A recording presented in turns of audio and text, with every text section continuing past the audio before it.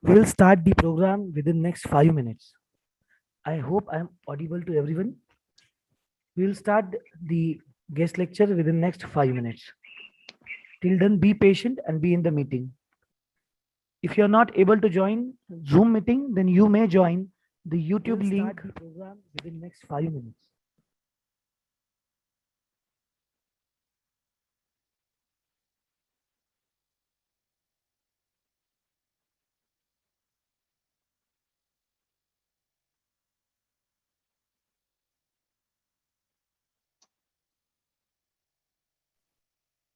I request all the students to keep their video off.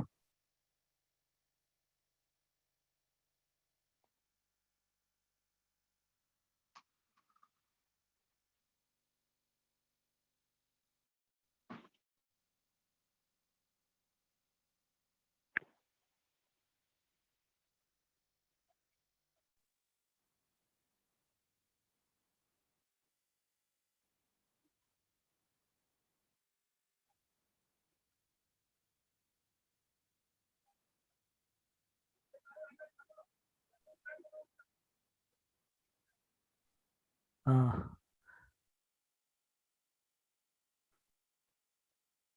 Good morning, sir. Sir, guest आ चुके हैं meeting में. Should we start the program?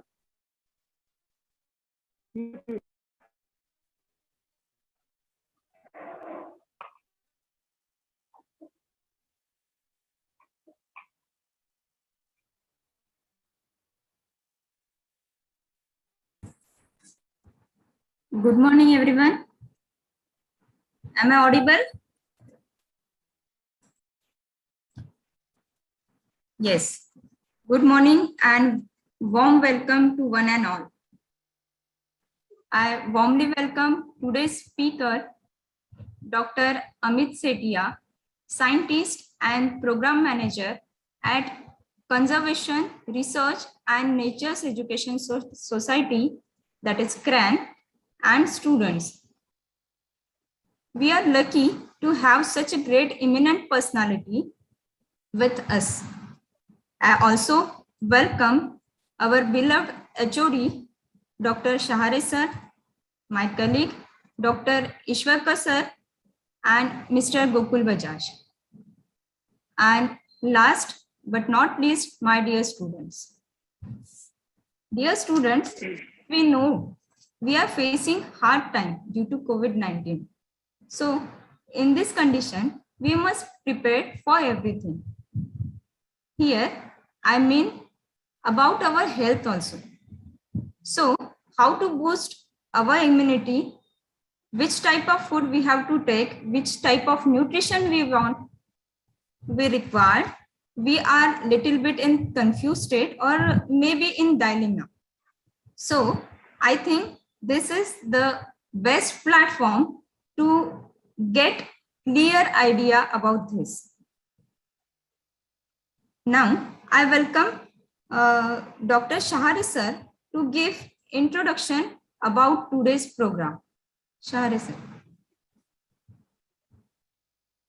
Thank you.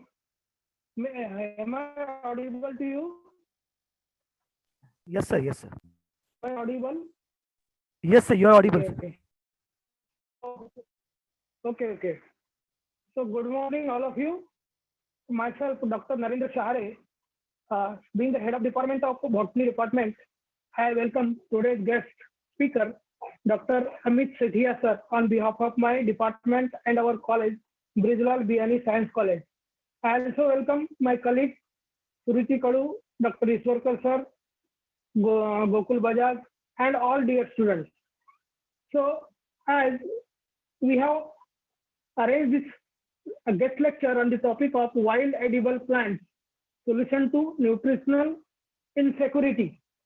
Actually, this topic is very important topic when we are passing through this pandemic, as well as we have to understand what are the traditional ways of living of human beings, starting from the origin, starting from the evolution of human beings. So that we will try to understand. But before that, let me introduce my institute to our guest. Our Brijlal Biani Science College was established in year 1972, and sir, the botany department presently running UG and PG courses as well as PhD in some topics like in the topic of mycology as well as phytochemistry, ethnobotany, etc. So this is a brief introduction to my department to the today's guest. Now, regarding program, this program, it is a guest lecture. It is guest lecture not restricted to the student of the botany, but everyone who is interested, who who wants to know, who is having the curiosity regarding the nature. It is very, one can say, the feast of the knowledge for everyone. And we are having today's guest, Dr. Amit Sethia, who is also the member of Maharashtra State Biodiversity Board. So we are having this great opportunity to having this such type of the legend in our department for this guest lecture. Now, if I will talk about the wild edible plants, then since my childhood, because I belong to rural background, from the farmer's background, and I used to eat several type of wild plants particularly during this rainy season. For example, commonly in the start of the rainy season, we used to eat the cassia tarota, and several other type of vegetables. Like for example, we used to eat the Marsilia plant, Teridophyte Marsilia plant. We also use it as a vegetable, and several other plants are there. Particularly, originally belongs to Gondia district. So in that district, there are so many wild plants which are used particularly in this rainy season. So therefore, I am having some brief background about this wild edible plants, and this is my this is the golden opportunity to hear Dr. Amit Sethia.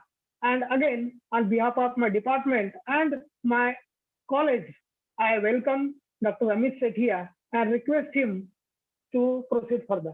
Thank you.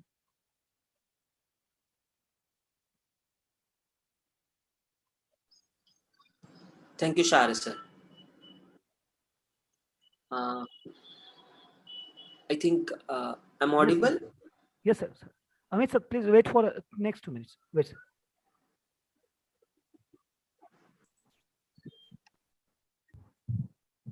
Students, if your action inspires other and dream more, learn more, do more, and become more, so then you are the leader. And today with us, such a great person who is the leader in his field. So I invite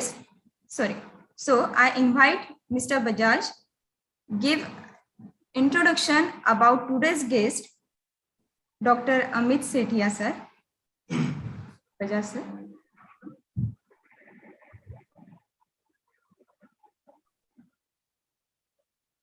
Hello everyone. Good morning. I welcome you all for today's guest lecture on the topic Wild Edible Plants, Solution to Nutritional Insecurity. I take this opportunity to introduce today's guest speaker. So today we have Dr. Amit Vijay Sethia sir as a guest speaker. He is very well-known personality in the field of biodiversity, its conservation, and ethnobotany. Sir has completed his master's from Nagpur University and has been awarded with PhD in the subject of botany from Gondwana University, Gadchiroli. He has completed around 5 major research projects of national repute as a principal investigator and program head. He has published many research papers in national and international journals. He has written 2 books as an author on ethnobotany. Sir is expert in the field of biodiversity, conservation biology, ethnobotany, parataxonomy, forest ecology, conservation biology, sustainable harvesting, nature's education, people's biodiversity register preparation. He has his own personal database of about 2,300 plants, flowering plants, species found in Maharashtra, specifically in eastern Vidarbha. He is well known for community participatory conservation training and implementation. He is associated with an NGO called as Conservation Research and Nature's Education Society, CRANES, as a scientist and biodiversity and conservation program manager. He has been invited by National Biodiversity Authority NBA as a trainer for training of volunteers and to host the such other uh, post. He has several engagement in committees and panels such as he has been selected as a non-official member of Maharashtra State Biodiversity Board. He is member on Marathi Vignan Parishad, Gadchiroli chapter. He is member on District Biodiversity Committee as a subject specialist. He has delivered a talk as a resource person at various national and international levels. He has attended many conferences, workshops, and seminars in his academic career. He is a gem of a person, and we all are happy to have him today with us as a guest speaker. I thank Dr. Amit sir for having with us. I request Amit sir to deliver the guest lecture. Over to you, sir. Thank you.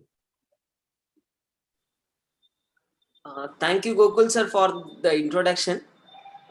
Before I start, pardon, I'll pause for a minute. I'll pause for a minute.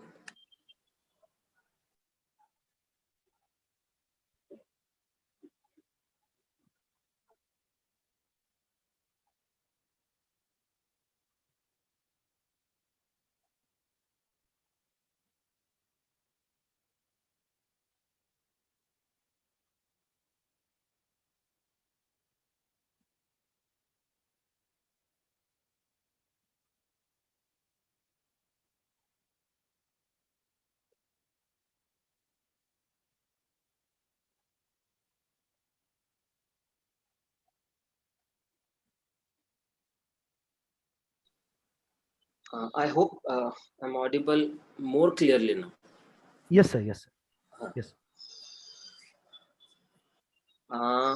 So thank you once again for the introduction and all these things. Warm good morning to all of the participants and other teachers and other audiences and the viewers. I'll directly share the presentation so that simultaneously we can discuss, we can talk. And as I have been told that this lecture is moreover focused to involve more college going students. So I'll be happy if I receive a positive response and a kind of interactive sessions. Uh, I hope the screen is visible.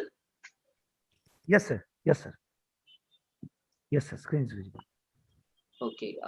Is it in a presentation mode? Yes, sir. Yes, sir. Okay. So the topic of interest, the topic of my interest, the topic on which I have started very first visits during my PhD, and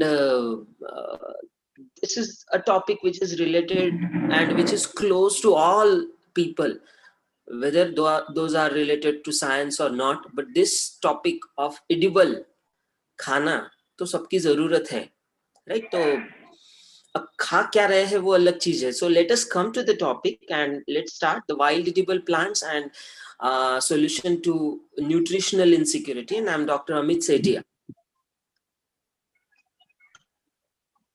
So I hope the slide is moving on. Yes, sir. Yes, Okay. So I would like to dedicate this lecture to my mentors, Dr. Nitin Dongarwar and Dr. Sushma Narkhede. These two people are the foundation of my work. So I would like to dedicate this lecture to these heroes of my life. They are the teachers, they are the guider, and they are the motivator who motivated me, who supported me, who encouraged me, and who path guided me to pursue higher and higher. And I thank you, these people. So uh, if we talk on edible things, then we should talk on modern India. And modern India, it started with after the independence. After independence, we were a developing nation. Still, we are a developing nation, but after independence, the thing changed. We were in the control. The Indians were in control, and we have seen the population was growing. We were not having the proper modern infrastructure, but we were struggling somewhere. And during this period, means from 1950s to 1960s to 1970s, the Indian population was on peak of the population growth. And this increasing population leading to an increasing food demand, whereas we were still practicing those all conventional methods, and most of our agriculture was rain-fed agriculture. We were heavily dependent on nature and environment. And what happened during this time, we faced so many hurdles and so many destructions, that we faced severe famines in different parts of India. I think most of the students and their parents might have known that Milo. So they might have feel that famine during the 70s and 80s. And this is the time when government wake up and started an initiative. Because in the Western countries, they were already faced similar thing, and they were ready with a plan. And this plan was the Green Revolution. You might be knowing that with the leadership of Dr. M.S. Swaminathan, the Green Revolution started in India. Punjab was the most beneficiary state in the country, and this Green Revolution happened. And then India never looked back. Then we never felt that we are hungry and our population is not being fed up, and uh, means there was never been a problem related to food, as the food, shelter and clothes were basic fundamental requirement of a population. And excluding the shelter, the food and uh, the clothes were taken care by this Green Revolution. We are among the largest cotton growing countries. Now we are among some largest grain growing countries. There was a time during after independence during the hunger famine, that we need to import the grains. But now the thing has changed. This green revolution has helped us. But there is also another side of green revolution, which you might have been knowing or not. uh, I would like to request some of the students, that some of the all can give their feedback and the responses during the question, that whatever I'm telling, is it coming to you in a right way, yes or no? Some students can unmute themselves and response. Some student can unmute themselves and respond.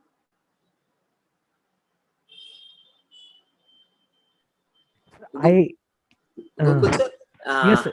Yeah. So you I have made centrally muted all. yes, sir, yes, sir. Okay, so I'll request that for a fraction of for some couple of seconds, you please unmute them, Yeah, yeah, as I want this lecture to be an interactive yeah, session, yeah, yeah. not that somebody is coming, telling and going, and students are yawning at their home. Yeah. I will unmute them, sir. Yeah. I request all the students to respond in a respective way. So all the students are supposed to respond to this, sir. All are unmuted now. Yes, sir. You may continue. Students, are you getting these things? Are you getting the things? Am I audible?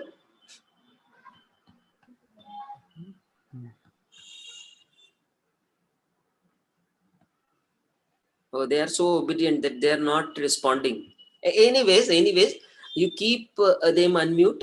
Let the things proceed, and if they feel, they will send us the responses.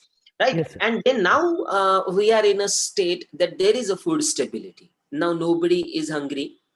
On paper there might be some organization and some people who wanted to show that we are hungry, and maybe reality in some part of the country, we we may have some situations where people may be hungry or maybe having a shortage of food and something, but most of the situation has been cleared, and now we are much stable in terms of food insecurity. And now what the current scenario, what's the current scenario? We all are getting food. We are all getting food. All our platters are being served with different types of varieties of dishes, and we are happy with whatever we are eating. The rural people are having their own food and delicacies. The urban people are having their own food and delicacies, and along with that fast food culture, right? But again, I would like to request some of the students that, are they happy with whatever they are eating? Do you think that food whatever they are getting is sufficient?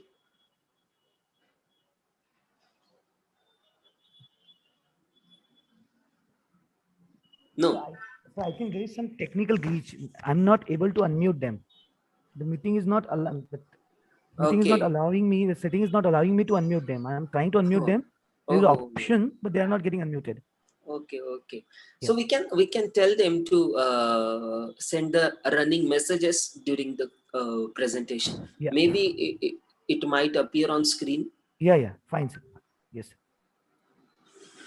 Yes or no, or something which gives me of energy, as delivering a lecture is a two-way process. So I think I'm emptying on the energy. So this response can charge me with some positive energy. Okay, okay, okay. So the message is flashing.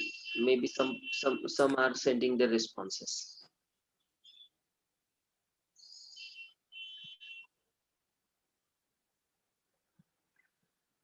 Okay, let it be.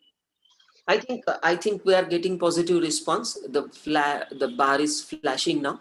So now check what you are eating. If you are eating, uh, means you go to vegetable market, you buy the vegetables. I don't think you will find any food or any vegetable which is not a hybrid.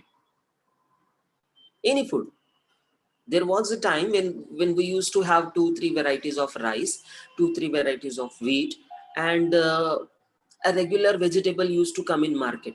But nowadays if you go to market, none of your vegetable is a hybrid. Every food, every vegetable you are getting is hybrid. So ultimately what I mean to bring you to the focus, that whatever these food we are consuming are either genetically modified, either it is now somebody will ask the question or raise the question that no, we have not been eating this genetically modified food by this time we are under the process. But who knows?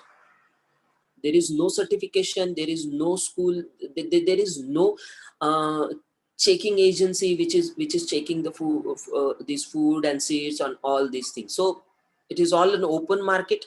Maybe we are eating some genetically modified brinjal, genetically modified other vegetables, but for instance, yes, those are all hybrid.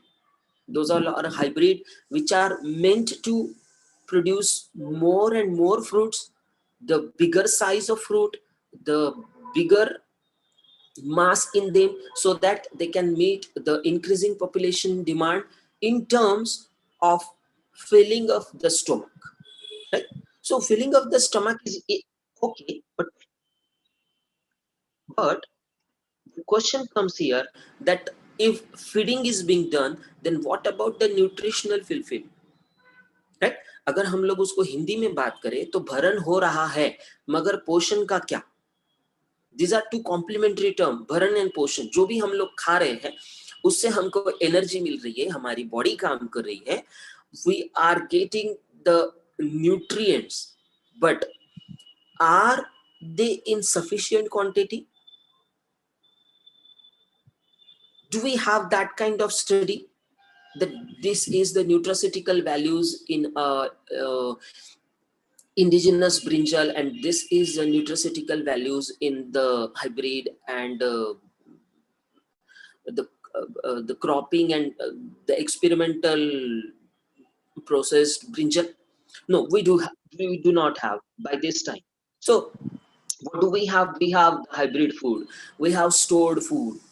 The food is stored since 2, 5, 3, 4 years, or we are getting canned food, we are getting the packeted food. All these food are stored food. These all comes from the inorganic chemicals. Whatever the agriculture we are practicing nowadays is completely dependent on heavy insecticide, pesticides, right? And then we are using heavy machineries to flood the soil, and not these inorganic chemicals are used in industries, in the agriculture only, but there are several industries around us which are using all these chemicals. And after the surface runoff, it all comes to our water bodies, it all comes to our farm fields, and from there to our food, and our complete food chain is now with all these things. And then adulteration. Most of the time we have seen, we used to get the synthetic food, the synthetic milk, synthetic whatnot. Meanwhile, I have seen some videos from some other countries where they were developing the plastic rice.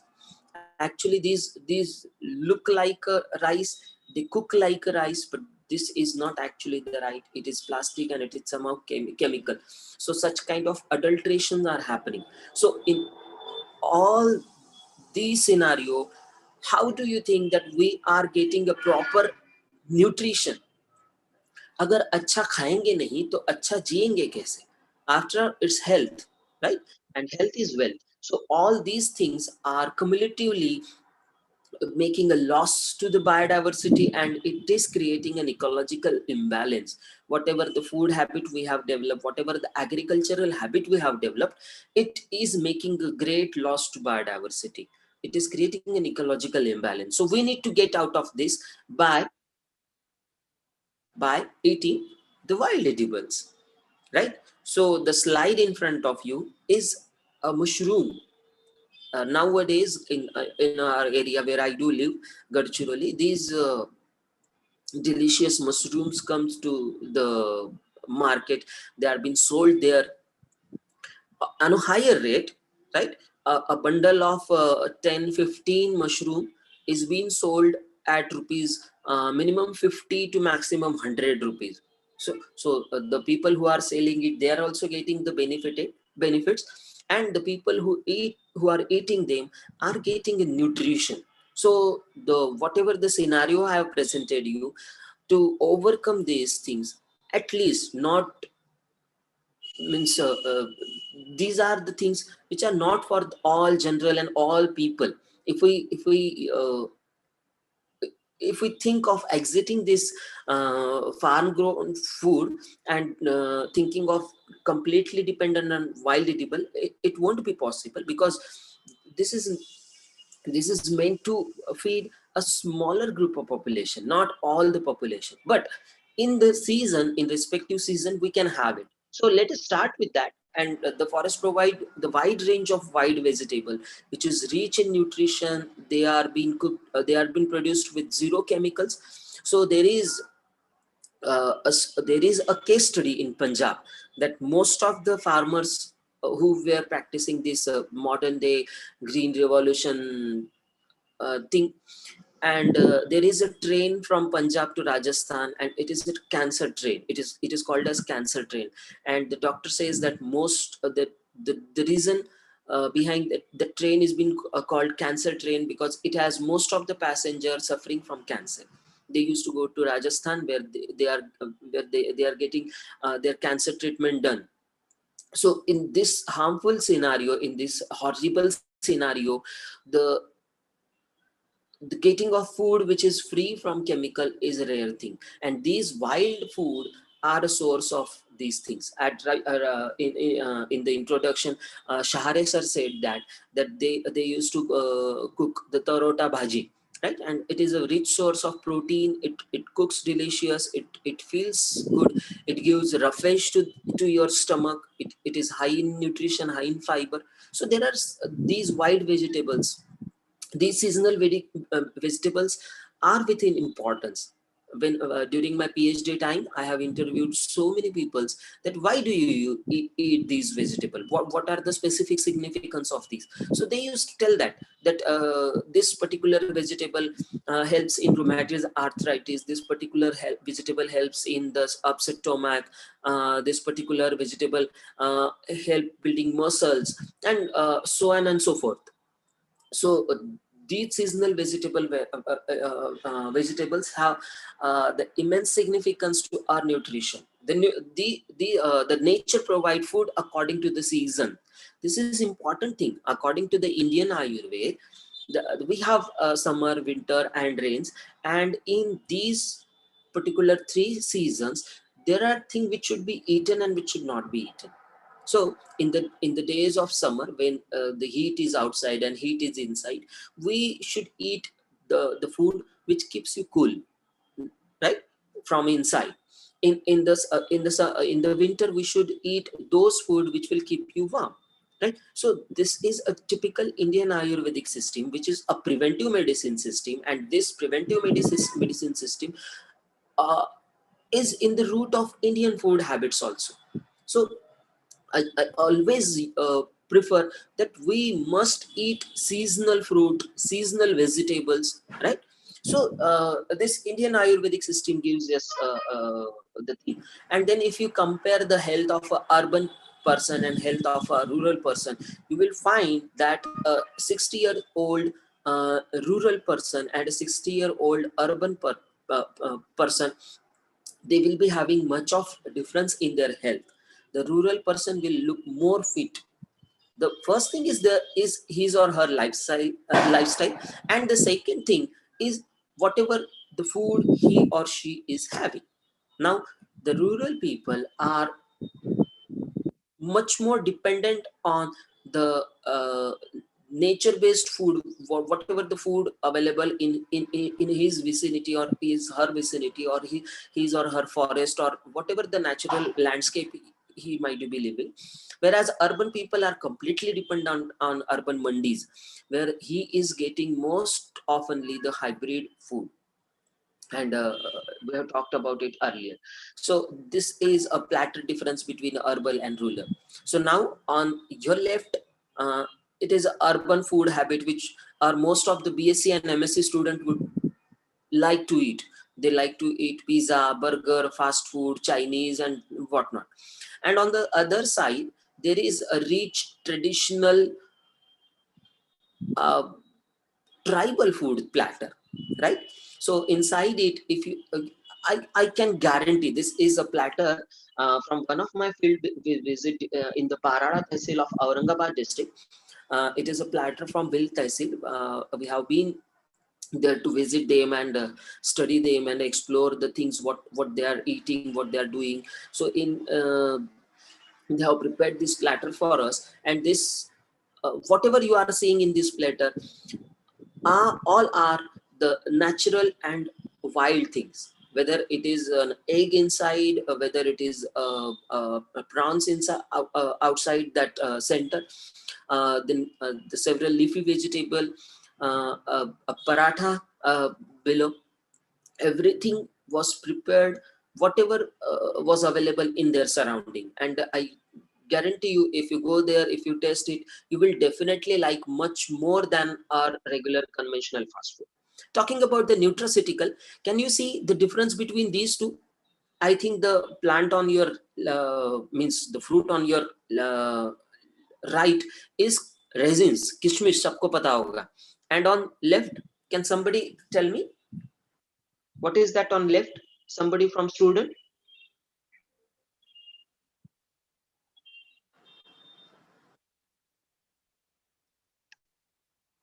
I have opened my chat box. Somebody can chat and answer. What is this? जिस पे मैं cursor घुमा रहा हूँ, क्या वो है? Ranu is Lodhi says, Mahua in local. Yes, Ranu, your guest is right. It is mahua. Basically, it is mahua flour which is dried. And if you test it, आपको ज़्यादा डिफरेंस फील नहीं होगा किशमिश में और अच्छे से properly सुखाए हुए महुआ फ्लावर में, right? And this taste difference is not only in taste, but I tell you, these mahua, dried mahua flour are rich in antioxidant, they are rich in nutrients far more than our kishmish, right? But what happened? Now you say it a conspiracy or a regular development practice or whatever, but now it is been a fact that kishmish is being sold on higher rate, much more higher rate, whereas these mahua are not. And most of the people have a, a bad thinking about mahua, that it is being used to produce the liquor, so it might give you feeling of the intoxicant or whatever you say, but it is not like that. The wine or the whatever the alcohol is being produced is after fermentation, and before fermentation none of the plant part is harmful, right? So this is what I mean to say, I mean to deliver you, that there are wild plants which are rich in nutrients, which are rich in antioxidant. There is one more example on your right, then again it is a chiku, and on your left it is a tendu fruit. Locally we call it as timbru. So the same is the case with these two fruits.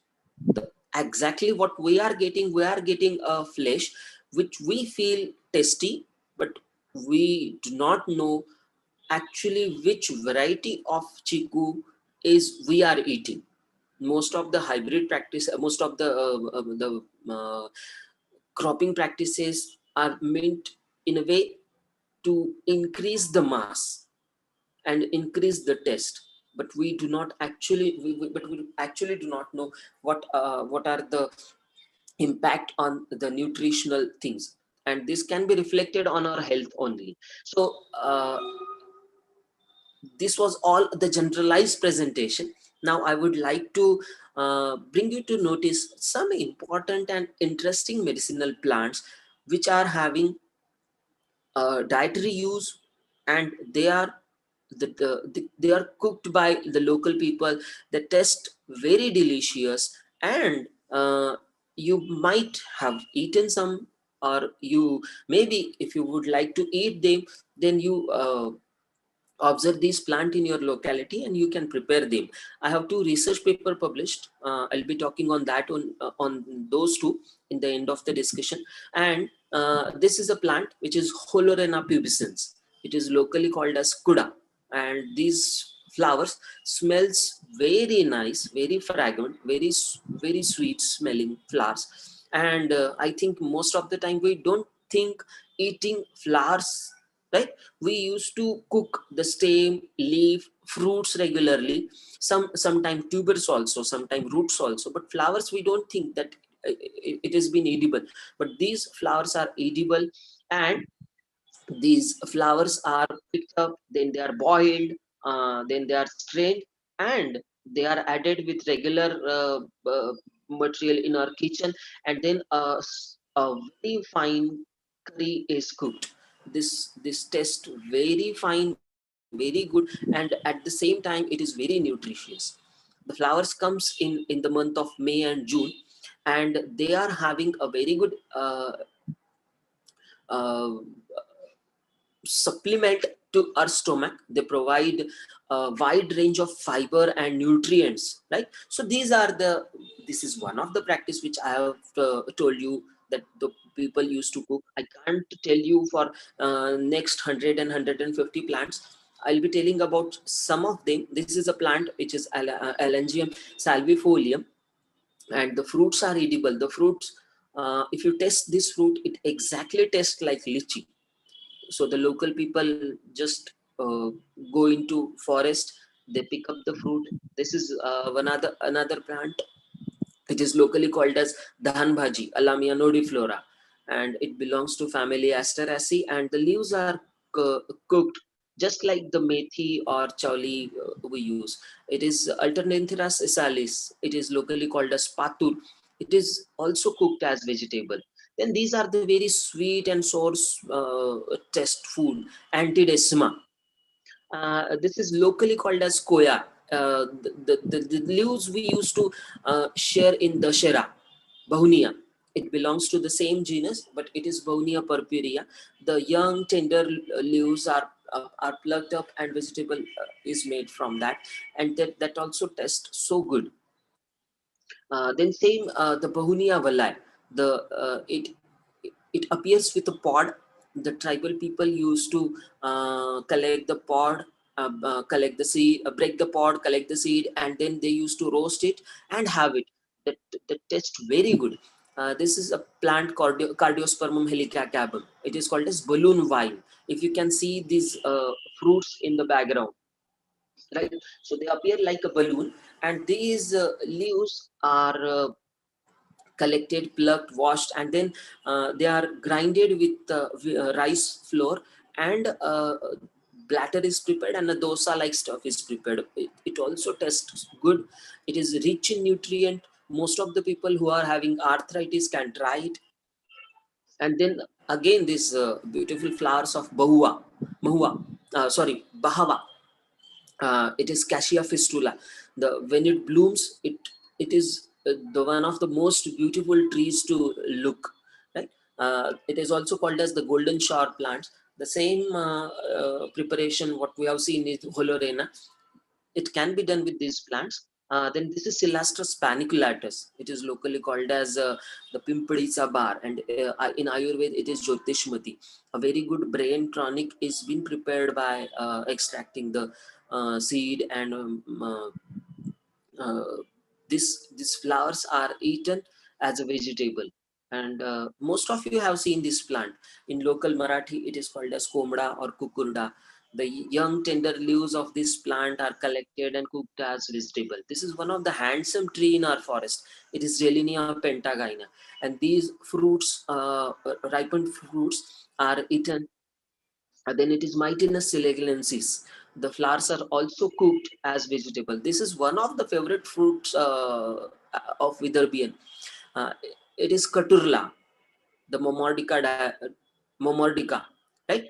And then this is another vegetable. It is Olax candens, locally called as Haratfari. The young tender shoots and leaves are cooked as vegetable, and this has very good impact on health. It is also helpful in rheumatoid arthritis. The ripened fruits are eaten by many birds, and if you can see in the picture, these wild vegetables has also significance for many local flora and fauna. Many animals used to eat as fodder. The flower are forage for the honeybees. The ripened fruits are been eaten by many birds, right? And this is a Solanum torvum. The small brinjal-like fruits are there, which are cooked by tribal, made into a curry. And this is Ziziphus oinoplea. I think most of you have eaten this plant, these fruits, right? So what happened during our school days, outside the school gate, there used to be some vendors who used to sit on the ground, and they used to spread a bag, sack, right, jute sack, and on these they used to have these small fruit selling. So there used to be bear, there used to be eroni, there used to be imli, there used to be that chichbilai, there used to be so many wild fruits, and these wild fruits were rich in antioxidant. So if you can observe, means there is a huge difference between your age and mine, but if you can observe, who the children who are eating these wild fruits are having a better immunity. During this corona pandemic, we have seen immunity is the most thing of concern, right? So we have eaten so many tablets, we have taken so many syrups, and we have taken so many things, and what ultimately it was doing, it was providing you vitamin C, antioxidants. And these plants are so rich in vitamins and antioxidants and vitamin C that they are the natural immunity booster. So on the on the word of hygiene, on the word of modernization and whatnot, we have kept these generation so far from these wild vegetables that nowadays the local people don't go to forest, don't collect it, because they think that if we collect, then who will buy us? The parents do not allow their students to buy it, so they keep themselves away from it. So this is a condition that whatever we should eat, we are not eating it, and ultimately we are paying doctors and pharmacists that you bring you give us that medicine which will be having that antioxidant, vitamin C, and the nutrients. It's a fruit of bale, agel marmolas, and up to now we have talked on so many foods, fruits, vegetables, है ना? And this is a favorite drink in our area. I think in Amravati and Melghat area also, it is a toddy, borassus. So a fine incision is made into the inflorescence of plants, and sap is collected, and that sap is being drunk by people. It tastes good, but some of you might say that it gives you zinc, but it gives you zinc whenever it is being fermented. If you consume it fresh, it won't give you a zinc, and it will give you fun and refreshment. So similarly it will give you nutrition also. Then chironji, you might have eaten in several delicacies of milk and dry fruits. Especially in Kojagiri, we used to have these fruits. So it is char, buknania, and this is one another fruit, Flacosia indica. It is locally called in our Gondi language. It is called as hapa badma. The fruits are less of a flesh, but they taste very good, very good, very fine. It is Flacosia indica. This is one of another sweet fruit, khirni. It is Manikara hexandra. The ripened fruits are eaten, and they taste very fine, very good. These are the fruits of Phoenix sylvestris, shindi. The same sap is being collected from this plant also, and the liquid it's consumed and sold like as shindi. And it is another fruit of Holoptera integrifolia. The tender fruit is collected, it is broken, and the soft fleshy fruit seed is eaten by the people. This is called as cartbore, canthium. So it is also one of the rare plant nowadays, but the ripened fruits are eaten by local people, Canthium coromandalicum. This is Amorphophallus margaritifer. uh, it is an Amorphophallus. The flower is very rare, means it is irregular, but we do not go there. It has a very short lifespan, so most of us, we do not know that it flowers or when it flowers, because most of the time it has been found in underground part. But the stem, if you can see, locally it is called as work. So local people used to collect this petiole. They used to peel it off. The external skin is peel it off, and then it is been cooked as vegetable, vade, bhaje, whatnot. So the very delicious food is being made. Then this is Scrippus grossus, locally called as kachar kande. The young rootstock is collected, then it is boiled, and the external skin is peeled off, and then it is eaten. It tastes like a singhara, right? So this is Grevia hirsuta. And then I think I have lot more plans to tell you. It will take minimum 3 4 5 hours to have a complete presentation to that things. But I don't think you will be having that much of patience for sitting for next 4 5 hours and listening my talk. So you can read these two research paper where we have documented these wild fruit food plants from the tribal peoples of Gadchiroli district. These two paper combinedly give you an idea of about 100 plants, and another one paper is in the process of publishing. It is again having a data of about 50 nearby 50 plants, which will be published in a month or two. So you can have this paper from Google. You can just search my name, and these papers are available on ResearchGate. You can download those paper, and you can try. Basically, what I mean to say you, that there is a huge scope in research of these wild plants. You can find out the nutraceutical values of those plants which are not being evaluated. Still there is a huge scope for research. uh, Being a growing population, we always have a scope in this science, so you can go for that. And these wild plants are not only nourishing us, they are not only rich on the nutrition, but these wild plants provide a small microeconomy to these people who go to forest, who collect them and then sell it. So these people are also dependent. But one thing I must tell you, that if you are thinking that we will collect all these wild plant from these people, we'll pay them and they will collect us for us, but there will be a day that there won't be any plant in the forest also.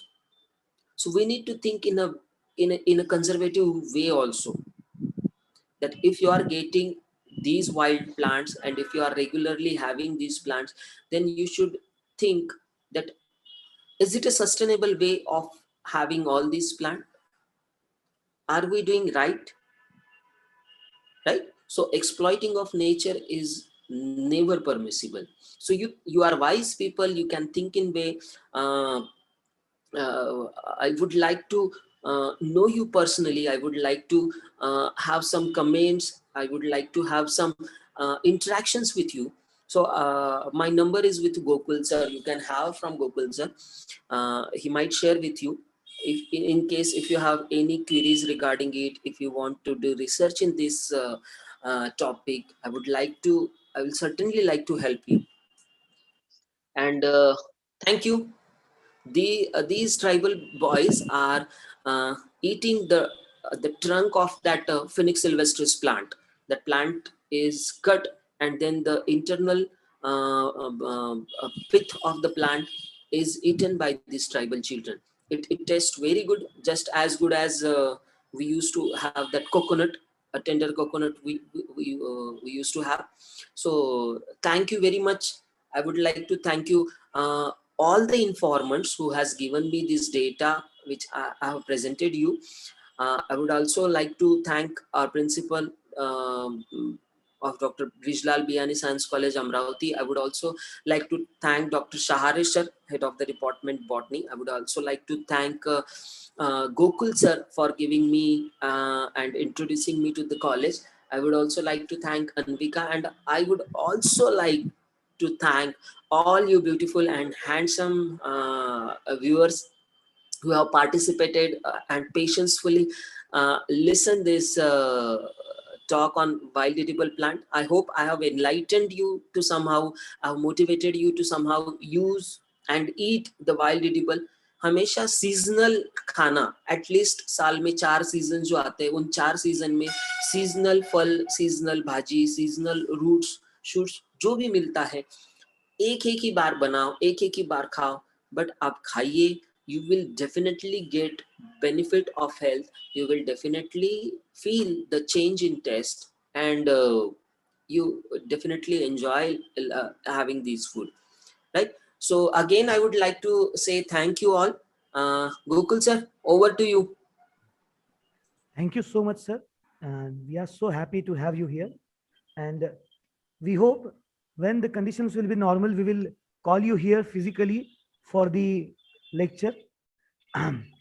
Right now, I in would the definitely love situation, to come there and interact with all you people and the students. yeah, surely, sir, we will host you.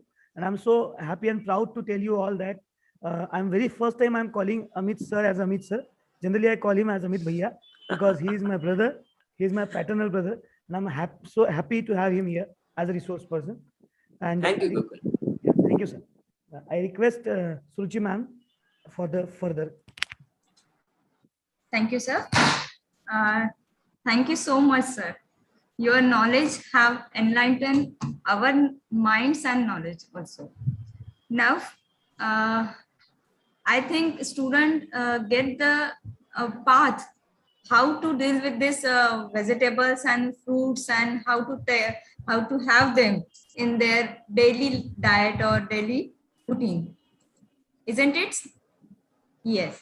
Now moving towards the end of the program, I would like to express our sincere thanks to Dr. Amit Setia sir for giving excellent coverage to his topic.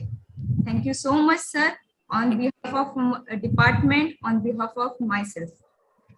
Uh, in addition, we are thankful to Shahare sir for encouraging us to arrange such a program every year. Thank you, sir. I am thankful to Ishwakar sir for his support. I am very thankful to all the participants for attending this lecture. We are sorry, sir, that our session will not be conversation mode, isn't it? Yes. Yes, next time we will definitely arrange your lecture in offline mode. Thank you, sir. I owe my special thanks to Gokul Bajaj for arranging such a feast for us, and I am very much thankful to him. Lastly, I am thankful to everyone. Here, the lecture will be over.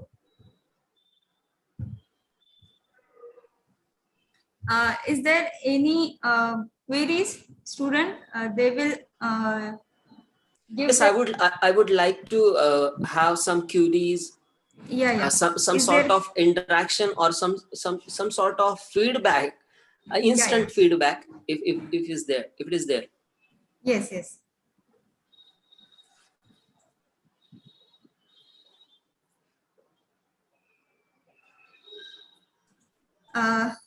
Am I audible, students? Ishani, are you there, beta? Ishani? Okay, Muskan? Yes, Ishani. Can you say something about the program so that everyone will get the ideas?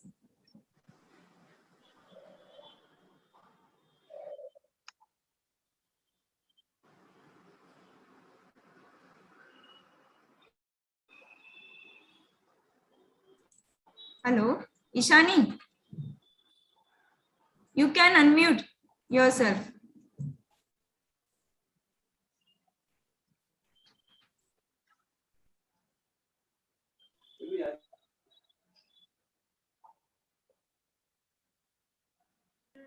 Hello, ma'am. Am I audible? Yes, yes. Yes, ma'am. I would like to give a feedback.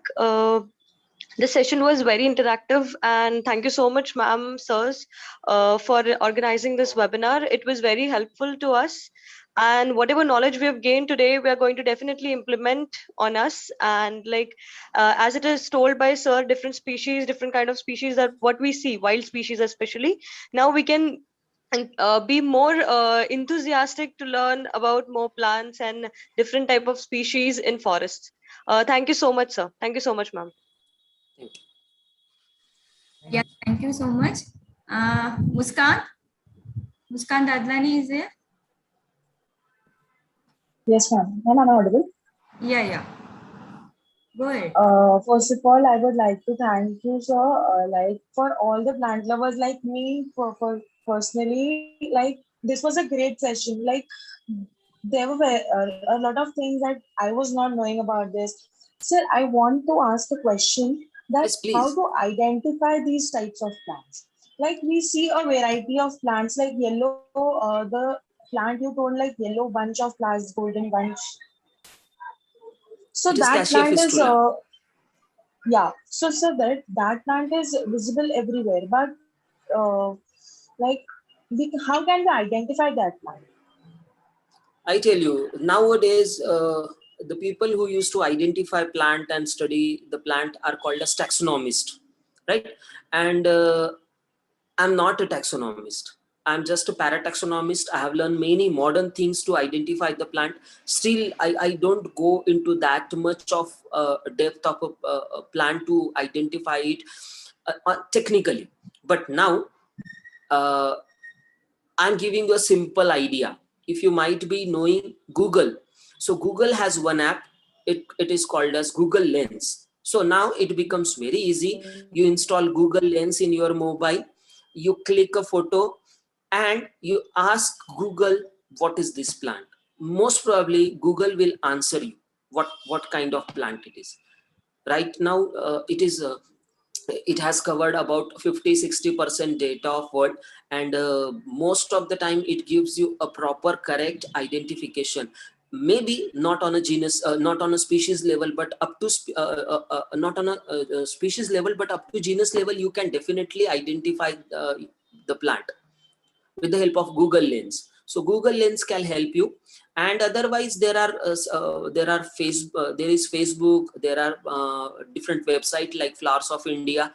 There is a Facebook group called as Indian Flora, and there are a person like me who are always ready to help people in identifying the plant, in getting closer with the plant, and in getting different utilities of a plant. So all the options are open, and you are smarter generation, you can use anybody. Google Lens is the thing. You all the botanists or all the people who like to work in nature, who like to work in field, not in terms of plants and animal, you can use Google Lens for any purpose. Google Lens can give you information about that particular picture in any aspect. I hope I've Okay, satisfied your answer. yes, sir. Yeah, thank you so much, sir. Anybody who want to talk, please raise the hand in comment box or chat box. Anybody who have a query, who want to ask something?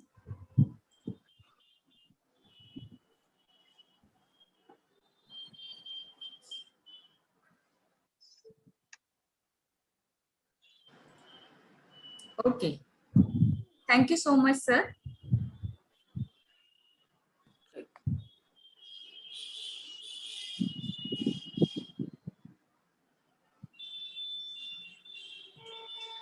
So here, with the permission of chair, the session will over.